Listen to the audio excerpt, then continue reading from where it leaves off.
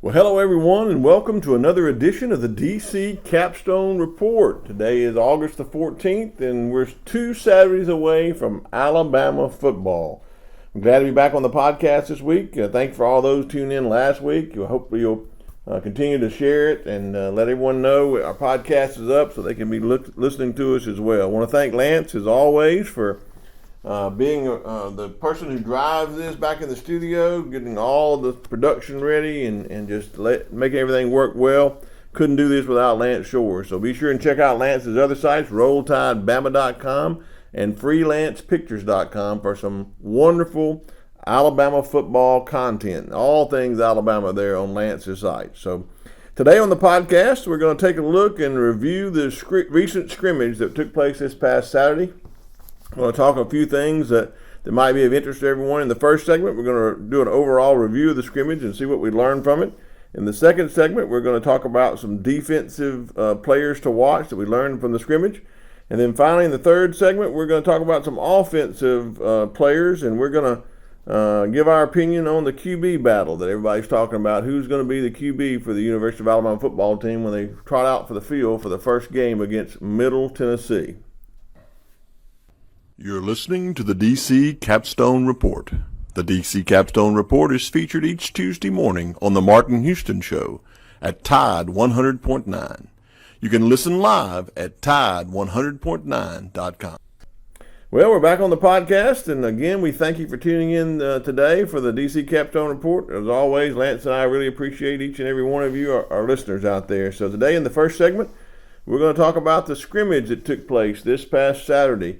Yes, Alabama had their first scrimmage. It was the fourth time they were in pads, so they were early. This is early in the fall. Their really first true scrimmage at Bryant-Denny Stadium, where there was a game time situation, and there's several things that came out of there as positive, and a couple of negative things as well. If you listen to Coach Saban after the scrimmage, as many of us had an opportunity to do, he had some good things to say, and then he had some critiques as well, but I think from when I give you my perspective, I'm talking to people that are on the inside.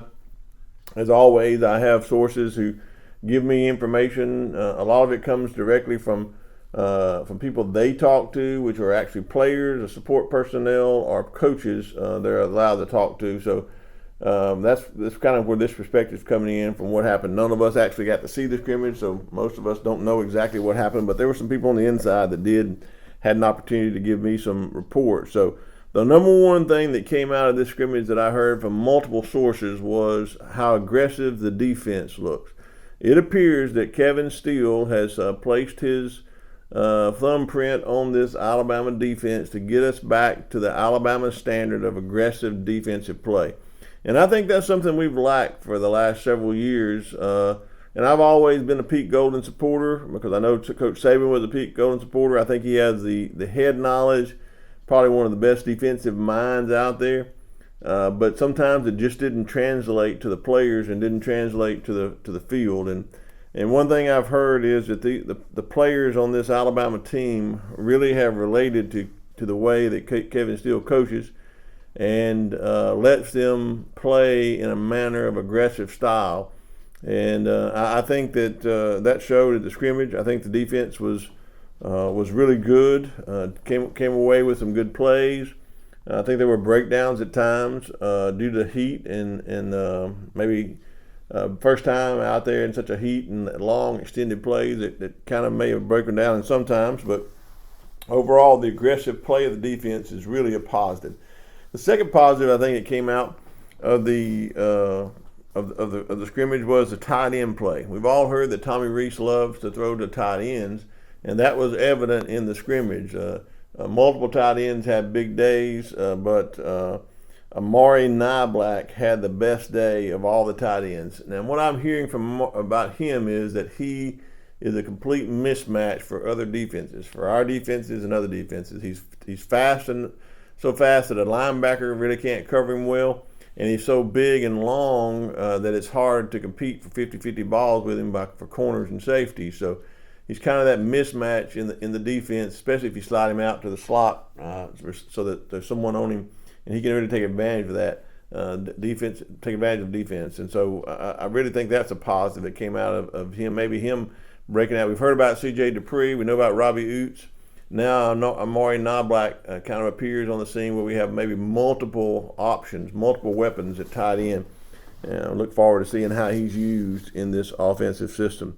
A couple of the bad things I think that came out of it was Coach Saban seemed to be really frustrated over drops by the wide receivers.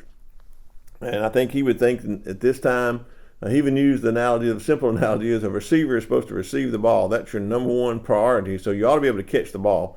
And then everything else you work on is from that. But it seems like that some of the receivers on the team just having a hard time of catching the ball. And I would say, based on what I'm hearing, in this particular scrimmage, I think 2 wide receivers didn't have any drops, and that would be Jermaine Burton and Isaiah Bond. The rest of them had drops. I think that's why Coach Saban was so frustrated. I understand that Bond had drops throughout the practice week, so that's not a good thing. And it maybe Jermaine Burton is the only wide receiver that seems to have stepped up in practice and in the game setting there at the scrimmage. So it's a positive note to know that Jermaine Burton maybe have matured a little bit and taken a ownership and have stepped up to be the leader in this wide receiver room. So we'll see how that goes. I also believe that although it's a negative, Coach Saban's really harping on it, I think that's something that they'll get straight. I think that over repetition, one of the wide receivers said the only way you can cure the drops is repetition, catching passes, and that he doesn't mean during practice. He means work hard after practice. So I think this is going to be an opportunity to set the pecking order of the wide receivers, and we're going to see who works the hardest outside of practice on their own time, getting on that jug machine and just over and over and over catching passes, and that'll be a way to kind of see who kind of rises to the top once they're challenged by Coach Saban like they were after the scrimmage. The other thing that seemed a little concerning was that Coach Saban said he had about 6 or 7 offensive linemen that he could rely on, and we would hope that we'd have more depth in that, especially if there were any injuries or just the early games that will be played in the heat. You'd want your linemen to have opportunities to be spelled and give them some relief, and you want to have somebody reliable to go to. So I think the 6 linemen that he's talking about is, of course, J.C. Latham at right tackle, Tyler Booker at right guard, Seth McLaughlin at center. That seems to be the solid starters on the right side of the ball. And then you go to the left guard. It looks like Terrence Ferguson is kind of taking the lead there at left guard. And then at left tackle, Elijah Pritchett was leading early on, but he got dinged up, I believe, in that scrimmage where the actual was fan day. I believe he got a little dinged up in practice that day. And Caden Proctor, true freshman out of Iowa, 5-star lineman, has really taken advantage of his absence and has really come on. I was told that the starting lineman in this scrimmage was Caden Proctor, Terrence Ferguson, Seth McLaughlin, Tyler Booker, and J.C. Latham. I believe the other 2 that Coach Saban's referring to is Elijah Pritchett and Darren Delacourt. And Darren Delacourt, we know he can play across the line. But it was interesting to note that Coach Saban mentioned in one of his press conferences that Terrence Ferguson was doing well, but he'd also taken some time at center. So it may be that Delacourt's going to be in that left guard or guard position, or may help out at tackle at some point. Kind of can play across the board. But I think the negative of that is who are we going to develop behind them? Who is going to step up and have the opportunity to play, winning football at that line, so we can have a 10 players. We have 2 true backup lines there that we can go to at any time at any position. So that's something to look forward going through. But overall, a really good first scrimmage. I think there were some good things that came out of it, some negative things, but they can work on. But just to go back, the overall theme of me seem to hear from everyone is just the culture of this Alabama team. Some people can't put their finger on it, but say, hey, they sound different. They talk different. They're acting different. It seems like this team is really locked in, and even with the mistakes that they're making, they're willing to learn. And just the overall aggressiveness of this defense seems to have set the tone for this whole Alabama football team. Well, we're back for the second segment of the podcast. I want to thank all of our listeners for tuning in. We're able to do this each and every week because of our great sponsors. I've told you about RollTideBama.com, FreelancePictures.com. One of our other sponsors that allows us to do this is Karen Cottingham Realtor. She's with Keller Williams, the Williams Group. She can assist you with your real estate needs all over the entire state of Alabama.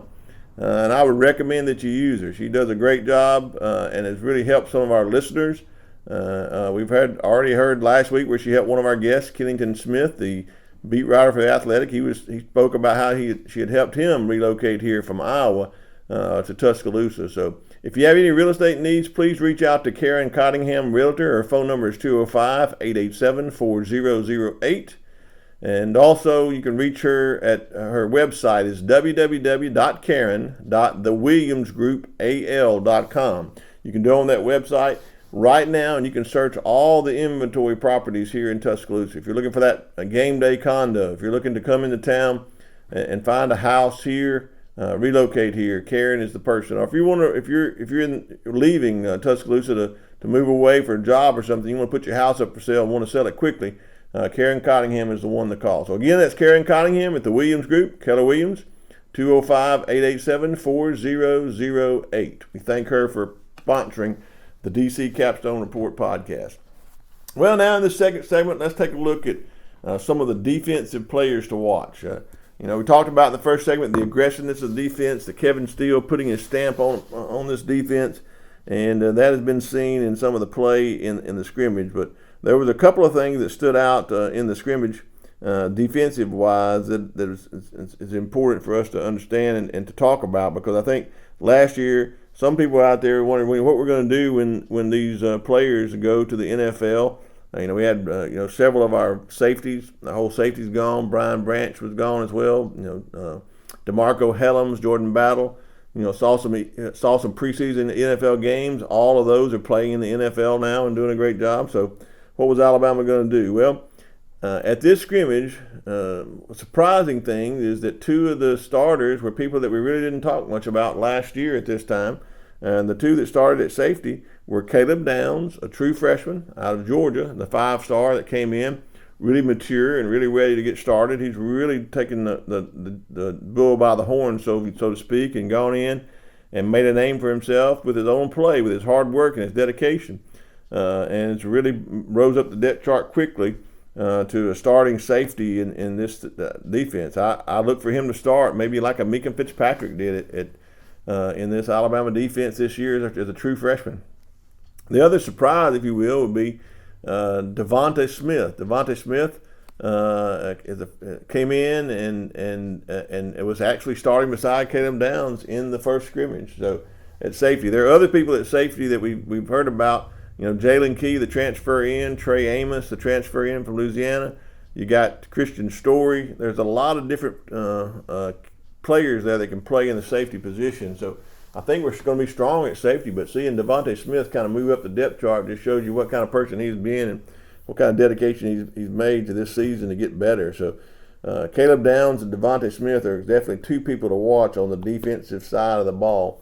And I think that makes a difference when you have a deep safety position. That leaves opportunities for people like Earl Little Jr. and Malachi Moore to be used in the star or the money positions. It gives an opportunity for Jalen Key and Trey Amos to come in and be used in the star or the money position. So I think that helps us having freshmen like Caleb Downs and then a redshirt freshman like Devontae Smith to come in and have the ability to start.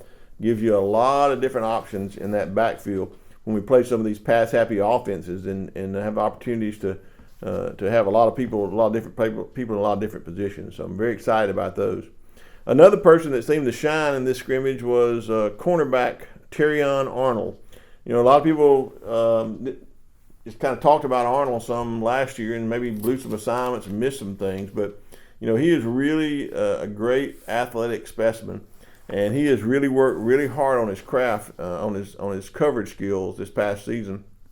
And in every practice that I've talked to anyone after practice, anyone after the fan day, and then after the scrimmage, it seems like Terrion Arnold's name keeps coming back up as a person to watch. Everybody talks about Kool-Aid McKinstry, and he is a great player, and I don't think he's done anything to disappoint. But Terrion Arnold's more aggressive this year. He seems to really work well in the environment that Kevin Steele has created. And he seems to have really developed greater skills on coverage skills, and his strength and speed has developed as well. And in this particular scrimmage, he had an interception in this scrimmage, and it was one of those where it was a really good coverage interception. So really glad that Terrion Arnold has stepped up. So the defensive players, I think, for us to watch this coming week as we get ready for another great practice week, and as we head to the first game, is that secondary. Looking at the secondary and Devontae Smith and Caleb Downs and the safeties, what Terrion Arnold and Kool-Aid McKinstry have been able to do at the corners to solidify those places. And the question then I think remains is, where does Malachi Moore fit in, the star of the money? And if he does, where is Trey Amos, Jalen Key, and Christian Story, Earl Little Jr. all coming to play? So I think that secondary is a deep secondary. I think it may end up being one of the strengths of our defense this year. So those, I believe, are the players to watch on the defensive side of the ball based on what they've done so far and based on what they did in the last scrimmage. Well, welcome back to the DC Capstone Report. I'm glad all of our listeners have tuned in again out there. We're so glad that you've tuned in. Here in the third and final segment, we're going to talk about the offensive players to watch that came out of the scrimmage. Well, everyone out there that I've heard is talking about who's going to be the Alabama quarterback. Who's going to be the quarterback? Well, let's paint the picture for you. We have 5 quarterbacks on scholarship. We got Jalen Milroe, we got Ty Simpson, and Tyler Buckner. Those are the 3 that seem to be the older guys that are leading in that race. And then you got Dylan Lonergan and Eli Holstein. You know, overall, I've heard a lot of good things about Dylan Lonergan. I just think he's a freshman, though, and he's gone out there with opportunities to play with no pressure, and he's made some big plays and got a great arm, can make all the throws. But I think in reality, him and Eli Holstein are going to be developed for the future. They're maybe the future quarterback room for Alabama going ahead. So I think that leaves us with the other 3. And that's Jalen Milroe, Ty Simpson, and Tyler Buckner. And I believe there's people out there that's got a champion for each one of those. There's some that say Milroe's the guy, some say Simpson's the guy, and I've heard talking heads even say that Buckner didn't come in here to not play, that he's the guy. Well, I want to go ahead and tell you my opinion today. I'm going to throw my opinion out there, and it may be different than what you hear from someone else. But this is my opinion based on people I've spoken with inside the program, people who've talked to coaches, players, support staff, personnel as to what's really going on inside this. I think that there is a prevailing narrative coming out of the Alabama football team that there's a quarterback competition. I think that's clear. I think that'll continue to be vetted out throughout the press conferences, and everyone is going to be even keel as to what they say. And I don't think that they're going to announce who the quarterback's going to be. But I think on the inside, people already know who the starting quarterback's going to be. And I believe that's revealed in the time, investment, and getting to know the playbook, and getting plays and put. So based on what I'm hearing, the competition at quarterback has been won by Jalen Milroe, and he'll be the starting quarterback when Alabama trots out on the field against Middle Tennessee State. I could be wrong. I may have wrong intel.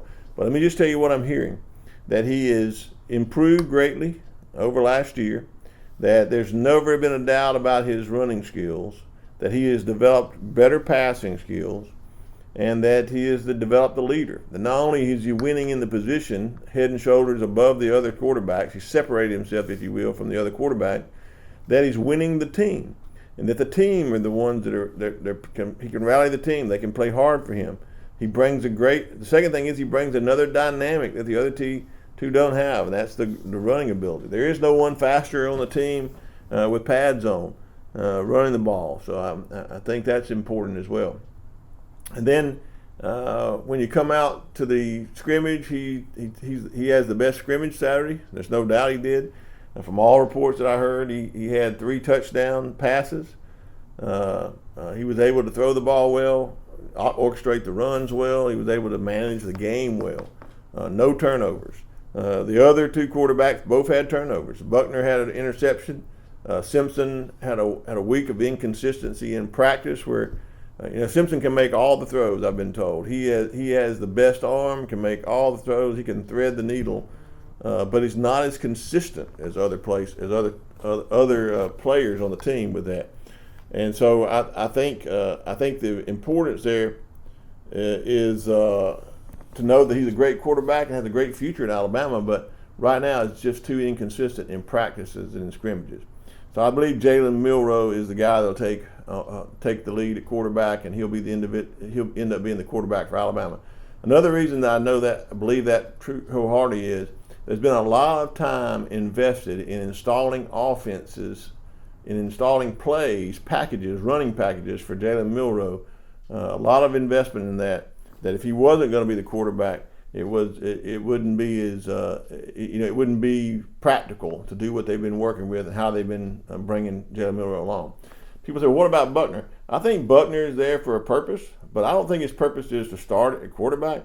I think he's there to help Jalen Milroe learn what Tommy Rees thinks, how he wants to execute a play, and the nuances of what Tommy Rees is thinking. So I think that's why Buckner's there for a great backup if something were to happen with injury. I think you got three good quarterbacks there. If something were to happen to Jalen Milroe, I think Ty Simpson can come in and play well. And I think if something happened to both of them, Buckner could come in and play well. So I think it's an opportunity for them. But in my opinion, Jalen Milroe is the guy based on what I'm hearing and based on what's happened in the scrimmages and practices. So I think the second person to watch for in the offense is Caden Proctor. He's taking advantage of Elijah Pritchett getting dinged up, and he's had an opportunity to kind of make himself into that starting lineup as a five-star freshman. So I believe that he has a ability to come on. So watch for Caden Proctor. Does he continue to overtake Elijah Pritchett? Does Pritchett come back? And I think that's still a viable competition at left tackle, but Caden Proctor is definitely one to watch. And on another person to watch for on the offensive side of the ball has to be that tight end that I spoke about earlier, Amari Niblack. He has really burst on the scene here recently in practice and in scrimmages, catching the ball, big mismatch, big target, and I think he can be that go-to receiver that Milroe needs to help him get comfortable in the passing game. So I really believe that he has the ability to do that. And one thing we haven't talked about is the running game. I think all five running backs bring something to the table here. Jace McClellan, Roydell Williams, Jamarian Miller, then the freshmen, Justice Haynes and Richard Young. Richard Young's kind of behind because he wasn't there in the summer. And Jamarian Miller has had a thigh bruise that's kind of slowed him down. But all of those bring something. So I think we're really going to be stocked well at running back. So something to watch down the line is what's that pecking order going to be as the running backs in this system get a lot of opportunities to run the ball. Well, that's the podcast today on the DC Capstone Report. Thank you for tuning in. Appreciate Lance for all he does. Thank our sponsors, RollTideBama.com and FreelancePictures.com, and our newest sponsor, Karen Cottingham, Realtor here in Tuscaloosa. Our phone number is 205-887-4008, or you can contact her at www.KarenTheWilliamsGroupAL.com. Again, thank you for tuning in, and we look forward to being back again next week for another great podcast on Alabama football.